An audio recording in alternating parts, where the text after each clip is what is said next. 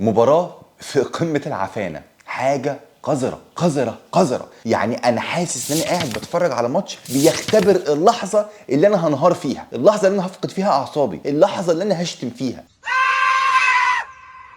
حاجه يعني انا مش عارف اقول ايه. بصراحه يا جماعه عندي شويه كلام عايز اقوله على ماريسكا بالذات. انا عارف الناس كلها هتلبس موضوع الطرد ده لسانشيز، ولكن انا عندي شويه حاجات او يمكن تبقى نقطه معينه انا مش فاهم ماريسكا فيها خالص، وجاي اتكلم معاكم فيها النهارده. ومبروك لمانشستر يونايتد، فوز مهم وبتاع، وهقفل الدنيا على كده يعني. بس انا النقطه دي انا عايز اخد رايكم فيها، بالذات الناس اللي بتتابع تشيلسي وبتحب تشيلسي وبتتفرج على ماتشات تشيلسي، والاهم بتشوف المؤتمرات الصحفيه بتاعت ماريسكا من اول الموسم او حتى من قبل الموسم في وقت البري سيزون، عشان انا هتجنن. طب يا جماعه، الجوله الخامسه في البريمير ليج تخلص بفوز مانشستر يونايتد على تشيلسي 2-1 بعد ما سانشيز اتطرد في اول 5 دقائق، وبعديها مثلا نقول مثلا قبل ما الشوط الاول يخلص في بدقيقتين ولا حاجه كاسيميرو كمان يتطرد. ولكن على العموم الماتش يخلص بفوز مانشستر يونايتد، وده يبقى اول ماتش تشيلسي يخسره السيزون ده في كل البطولات. المشكله اللي عندي بكل بساطه، انا يعني هقول لك التشكيله دلوقتي طالما احنا كده كده محضرين الدنيا، ولكن ما لحقناش نشوف التشكيله دي هتلعب ازاي مع بعض، لان الطرد حصل في اول 5 دقائق وكل حاجه اتغيرت بعد كده. ولكن كان في حراسه المرمى عندك روبرت سانشيز، كوكوريلا ناحيه الشمال، تشالوبا وفوفانا هم السنتر باكس، وهنجي لها كمان شويه، خليك فاكر الموضوع ده. ريس جيمس هو الباك اليمين. في نص الملعب عندك كايسيدو وانزو فرنانديز، بس انزو فرنانديز عاده هو اللي بيقدم اكتر عشان يبقى جنب بالمر اللي قدامه. ناحيه اليمين توقعت ان هو هيكون استيفاو، ولكن لا، استيفاو هو اللي كان بيلعب ناحيه الشمال، وبيدرو نيتو كان هو اللي ناحيه اليمين. والسترايكر بتاعك هو اخوه بيدرو، اللي حتى بعد الطرد انا شايف ان هو عمل مجهود ومباراه خياليه في ان هو يحاول يساعد الفرقه ان هي تطلع من ان انت مضغوط، بالذات في الشوط الاولاني قبل ما كاسيميرو كمان يطرد، ان انت تساعد ان انت تكون المحطه اللي الفرقه تطلع من خلالها. كان مجهود مش طبيعي. المهم الطرد حصل، روبرت سانشيز طبعا اتطرد، فمحتاج تطلع حد من اللعيبه عشان تنزل يورجنسن الحارس. طلعت مين؟ طلعت استيفاو، دي اول تغيير. معاها على طول قمت منزل توسن، وهنجي لها كمان شويه، وطلعت بيدرو نيتو. فانت كده بقت التشكيله بتلعب بتوسن في النص، جنبه على ناحيه اليمين فوفانا، جنبه على ناحيه الشمال تشالوبا، كوكوريا الليفت وينج باك، ريس جيمس الرايت وينج باك. لما بتبقى معاك الكوره وقادر تطلع من الضغط هما الاثنين بيقدموا، قدامهم كايسيدو وانزو فرنانديز وبالمر، والسترايكر بتاعك هو بيدرو. قول بعديها بخمس ست دقايق كده بالمر شكل كده الاصابه بتاعته حس بيها كمان او حاجه كده، مش فاهم ايه اللي حصل بالظبط، بس المهم يعني شكله كان خارج بسبب الاصابه بتاعته، فخافوا عليه. قال لك احسن الاصابه تتفاقم، فقام منزل سانتوس بداله، بس التشكيله فضلت زي ما هي. فدي من ناحيه شكل تشيلسي التكتيكي جوه الملعب. لغايه بقى في الشوط الثاني بقى مطلع كوكوريا ونزل جوستو باك شمال، في الاواخر خالص نزل تايرك جورج وطلع فوفانا، فبيلعب باثنين سنتر باكس. بس دي حوارات ثانيه مالناش دعوه بيها. انا هنا بقى السؤال واللي حاجه اللي انا جاي اتكلم فيها النهارده يا جماعه، والناس اللي متابعه تشيلسي يقولوا لي وانا غلطان، والله ما عنديش اي مشكله. فاكرين يا جماعه لما ليفي كولويل جاله الرباط الصليبي في وقت البري سيزون، وساعتها ماريسكا طلع في العلن وقال ان هو محتاج سنتر باك تاني بدل ليفي كولويل اللي اتصاب. وساعتها في المؤتمر الصحفي سالوه سؤال في منتهى الذكاء، طبيعي جدا، انت ليه محتاج سنتر باك كمان؟ ما انت غير ليفي كولويل اللي اتصاب ده لسه عندك توسن، تشالوبا، فوفانا، ريس جيمس احيانا بيلعب سنتر باك عادي، بالذات لو انت هتلعب بثلاثه ورا، هاتو اللي انت لسه جايبه من اياكس، فليه محتاج واحد سادس؟ وساعتها ماريسكا قالها، ودي هو دي افكاره، فحاجه تحترم. قال ساعتها ايه؟ لا انا محتاج يكون عندي حد يقدر يلعب لو بنلعب ثلاثه ورا، يكون هو السنتر باك اللي في النص، لان انا حاليا من كل السنتر باكس اللي عندي ما حدش يقدر يلعبها غير توسن، فلو توسن حصل له اي حاجه كده هنكون في ازمه، فمحتاج يكون عندي سنتر باك تاني بالبروفايل ده. المهم الاداره بخيله يا عيني، ما بتجيبلكش اي لعيبه خالص، وقرروا ان هم ما يعملوكش اللي انت عايزه، ما يجيبولكش سنتر باك. ودخلت السيزون وفعلا مضطر تعتمد على توسن في المكان ده، لان مفيش لعيب تاني، انت اللي قلت الكلام ده، مفيش لعيب تاني يقدر ان هو يعمل لك اللي انت عايزه من اللعيب اللي في المكان ده. وايدينا كلنا على قلبنا، بالذات الناس يعني اللي فاهمه قوي، الناس كلها عارفه ان هتبقى ازمه لو توسن اتصاب. بس توسن حتى الان ما اتصابش، بتقعدوا على الدكه ليه طالما هو سليم؟ ليه بنتفلسف؟ ما انت بنفسك بتقول ان ما حدش يقدر يلعب البروفايل ده. وهقول لك على فكره ده تسبب في الطرد، هشرحها لك كمان شويه. ليه بقى بتتفلسف في الحته دي ومحدش يجيب لي سيره الروتيشن؟ يا جماعه في كل فرق العالم دلوقتي بيبقى في دايما سنتر باك او بيبقى في عمود فقري كده للفريق، طول ما هم مش مصابين بيلعبوا كل الماتشات. ولو بصينا على اكزامبل سنتر باك بالذات، فانت عندك مثلا فان دايك وكوناتي السنه اللي فاتت كل ماتشات البريمير ليج والشامبيونز ليج لعبوها طول ما هم سلام. يا راجل ده جوارديولا ملك الروتيشن في العالم. روبن دياز طول ما هو سليم بيلعب اساسي ما فيهاش كلام. اللعيبه كلها اللي حواليه بقى بيتبدلوا بقى، بيحصل روتيشن بتاع،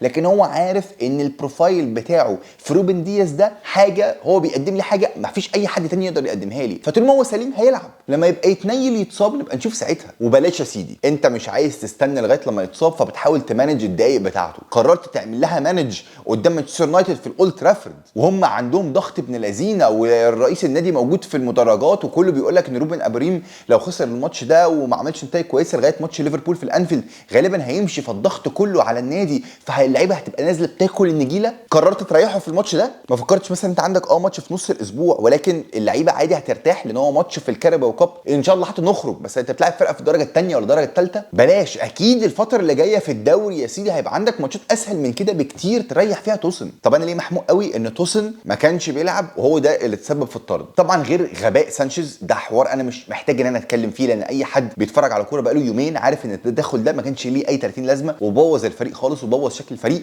وكان الاحسن ان هو ياخد الكوره كده من امبويمو ويدخلها في نفسه، والله كان هيبقى نتيجه احسن. بس ما علينا، اهو اتنيل الطرد وعمل حاجه متخلفه. بس الكوره دي راحت لامبويمو انفراد كده ازاي؟ بكل بساطه تشالبا هو اللي ماسك سيسكو النهارده، لان هو اللي ماسك الرول بتاع النص. فوفانا هو اللي فاتح ناحيه اليمين، لما انت بتيجي تفتح 3 سنتر باكس كده، ريس جيمس هو اللي منطلق ناحيه اليمين، فوفانا مايل كسنتر باك هو اللي ناحيه اليمين، تشالبا في النص، وكوكوريا هو اللي ناحيه الشمال. فمين اللي ماسك سيسكو؟ تشالبا. وتشالبا في التحام هوائي مع سيسكو، سيسكو طبعا هياخد الكوره. مش بقول ان تشالبا وحش في الحاجات دي، بس الافضل بكل تاكيد هو توسن، بأمارة ان توسن من ساعه من لحظه ما نزل سيسكو ما عملش حاجه، وحتى الالتحامات الهوائيه توسن كان بيكسبها كلها. فانت دلوقتي على طول سيسكو مريحها لامبويمو راح انفراد، حصل اللي حصل، اتطرد، الماتش باظ. كل ده وانت مش محتاج تريح توسن دلوقتي، مش وقته خالص، ومحروق جدا. ممكن تقول لي ماتش خلاص يا عمر يعني ايه اللي حصل، ما انت كده كده عارف ان احنا مش هنكسب الدوري السنه دي. اقول لك تمام، بس انا خايف من المعنويات تنهار. انت كده 3 ماتشات ورا بعض ما بتكسبهمش، قدام برينفورد بتتعادل، ماتش في الشامبيونز ليج قدام بايرن ماتش صعب جدا، ولكن قلنا هنبص على نص الكوبايه المليان وفي مميزات كتير قوي نطلع فيها من الماتش، لكن برضه خسرت الماتش في الاول وفي الاخر. ودلوقتي بتخسر قدام مانشستر يونايتد. الماتش اللي جاي هيبقى عليك الضغط ابن لذينه، وانت الماتشين اللي جايين هيبقى تلاعب مين؟ هتلاعب برايتون عندك في سانفورد بريدج، وبنفيكا في الشامبيونز ليج، يعني جوزيه مورينيو يعني الرخامه كلها. وبعد ما تخلص من الماتشين دول هتلاعب بقى ليفربول، يعني فرقه تقيله ومحظوظه ومتفوقه عليك نفسيا ومعنويا.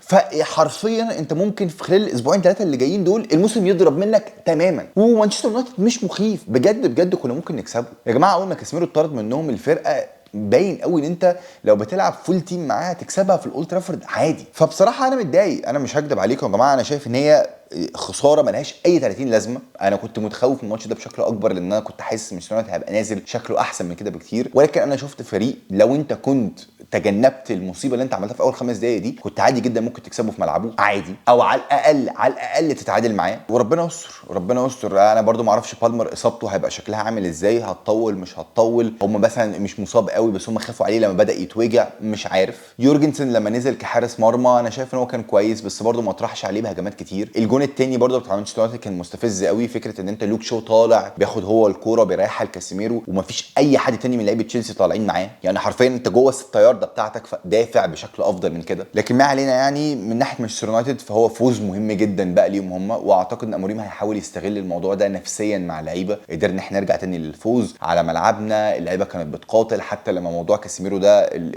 الطرد حصل ودخل فيهم جول من شالابا في الشوط الثاني، بس قدروا ان هم يمسكوا نفسهم ويطلعوا برده في الاخر بفوز. فهو بكل تاكيد هيحاول ان هو يشحن اللعيبه معنويا بشكل كويس، رغم ان احنا كلنا عارفين شكلهم ما كانش افضل حاجه. يعني انا ممكن اقول لك ان هم شكلهم في اول ماتش في الدوري قدام ارسنال كان يمكن افضل من كده، ولكن في الاول وفي الاخر الناس كلها بتبص على النتيجه بس، فهو لازم يستغل الموضوع ده لصالحه. عرفها كده كمدرب، لو انت خسرت الماتش هتروح تحاول على قد ما تقدر تبص على نص الكوبايه المليان عشان اللعيبه ما تنهارش منك معنويا. ولو كسبت الماتش حتى لو كان ادائك مش احسن حاجه برضه هتبص على نص الكوبايه المليان وتقول ان انا الحمد لله ان انا كسبت رغم ان انا كنت وحش. واللعيبه بدا يبقى عندها ثقه في نفسها وبقى عندها شخصيه وبقى عارفه ازاي تكسب ومن اين يؤكل الكتف والحاجات دي معروفه. مانشستر يونايتد في الدوري عنده ماتشين مهمين جدا، هو اصلا ما عندوش اي ماتشات غير في الدوري يعني الفتره اللي جايه دي، لان هو طلع من الكاراباو كاب ومش موجود في اي بطوله اوروبيه. فالماتشين اللي جايين عنده هيلعب قدام برنتفورد اواي، ماتش تريكي شويه بس انا شايف شايف ان هو ماتش مهم جدا لازم يكسبوه، وماتش ساندرلاند على ارضهم في الاولد ترافورد برده ماتش مهم جدا. ليه الماتشين دول لازم يكسبوهم؟ لازم 6 نقط ما فيهاش فصال، لان الماتش اللي بعديها هيروح يلعبوا ليفربول في الانفيلد. لو واحد من الماتشين دول خسروه،